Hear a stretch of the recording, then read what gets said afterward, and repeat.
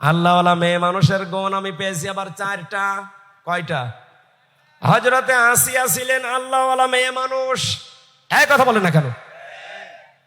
তার জীবনীতে দেখবেন সূরা তাহরিমের 11 নম্বর আয়াতটা আল্লাহ তার জন্য নাজিল করেছেন। এই দুনিয়াতে 2 জন নারীকে আল্লাহ 2টা আলাদা জিনিস দিয়েছিলেন। একজনকে জীবিত অবস্থায় সালাম দিয়েছেন, আমাদের নবীজির স্ত্রী খাদিজাতুল কুবরাকে। 2 নম্বরে জীবিত অবস্থায় জান্নাতের ঘর দেখিয়েছেন হযরতে আসিয়াকে।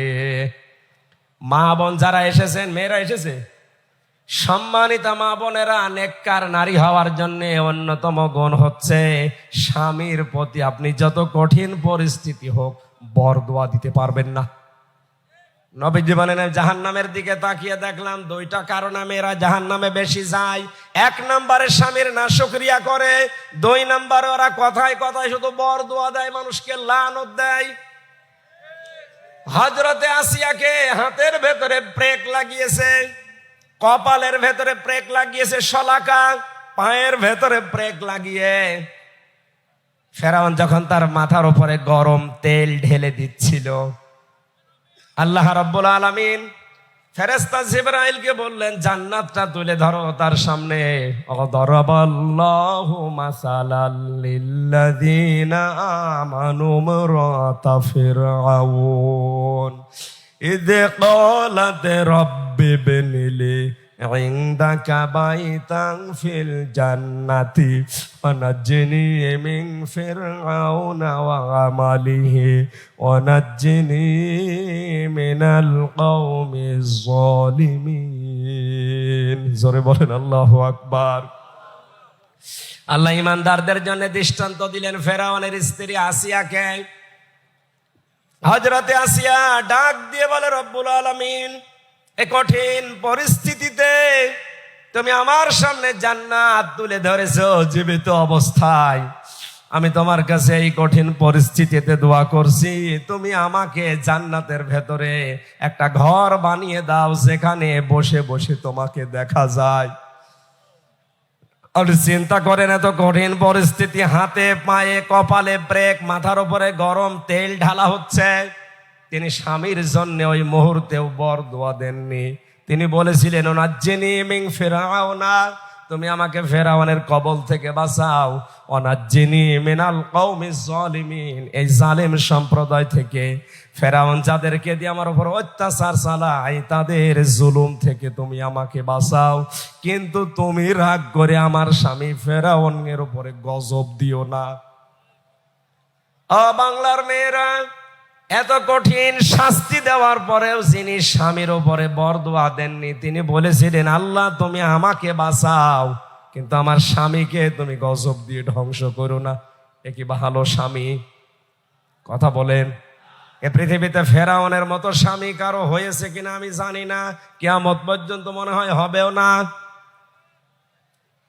এত বড় ভয়ঙ্কর স্বামী শাস্তি অবস্থায় যদি বরদোয়া না দেয়, আপনার একটা সাবান কম হলে আপনি বরদোয়া দেন, গালি দেন, আপনি মানুষ, আপনি আবার নেককার দাবি করছেন। 2 নম্বর, যাদের চরিত্র মহিলাদের জন্য আদর্শ বলা হয়েছে, 6 জন কথা আমি লিখেছিলাম এখানে, তার 6 নম্বরে হযরতে ফাতেমাতুজ জোহরা। ফাতেমাকে আল্লাহ 2টা কারণে জান্নাতের নেত্রী বানিয়েছেন। 1 নম্বরে তার সারাটা জীবনে তিনি পর্দা লঙ্ঘন করেননি।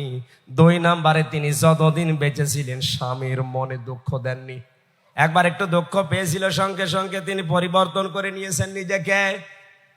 তার পেছনে কারণ ছিল, তার বাবা হযরতে মুহাম্মদ রাসূলুল্লাহ ডাক দিয়ে বললেন, মা ফাতেমা, তুমি আর যাই করো না কেন, আমার জামাই আলী যদি তোমার উপরে বৈধ কাজে নারাজ থাকে, আমি তোমার বাবা নবী হয়ে বলছি তোমার জানাজায় আমি যাব না। আজ বাংলার বাবারা যদি মেয়েদেরকে এভাবে একটু শাসন করে দিত, হাজার হাজার পরিবার ভাঙ্গা থেকে বেঁচে যেত।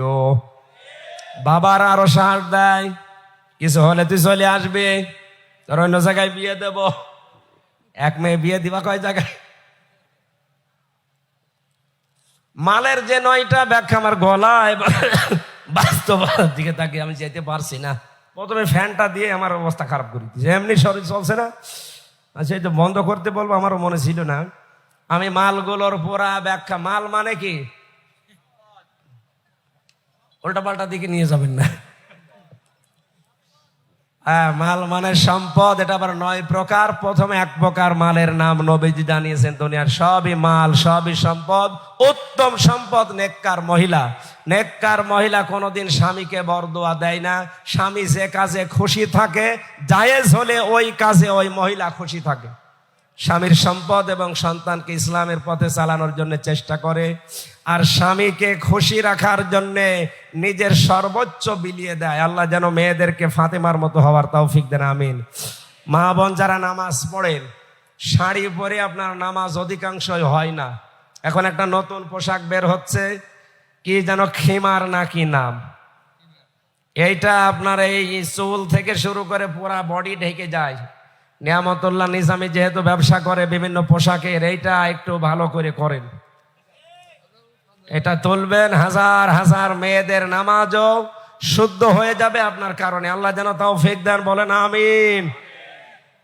1000, 5000, 10,000 দিয়ে যদি আপনি শাড়ি না কিনে, এই 200-250 টাকা লাগে, এটা খুব বেশি হলেও সর্বোচ্চ 500 টাকা লাগবে, এইটা কিনে দেন, ওদের নামাজটা অন্তত শুদ্ধ হবে। আমি আগামীতে কোনো জায়গায় আসলে বাস্তবতায় এই আয়াতটা শেষ করব।